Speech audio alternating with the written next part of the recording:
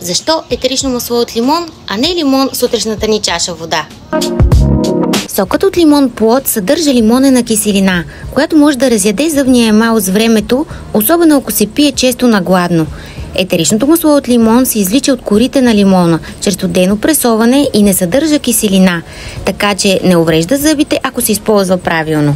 Етеричното масло от лимон съдържа високи нива на D-лимонен, съединение с антиоксидантни, противовъзпалителни и пречистващи свойства. За да получиш същото количество D-лимонен от сок, трябва да изядеш много лимони, а в етеричното масло то е силно концентриран. Лимоновият сок може да дразни стомаха при хора с гастрит или склонност към киселини. Етеричното масло от лимон няма тази киселинност и е по-меко към храносмилателната система, отново при правилна употреба. Вътрешен прием – само сертифицирано етерично масло с CPTG протокол. Над 2 капки в чаша вода, но не гореща. Използвай стъклена чаша или метална, но не пластмасова. Етеричното масло може да разгради пластмасата.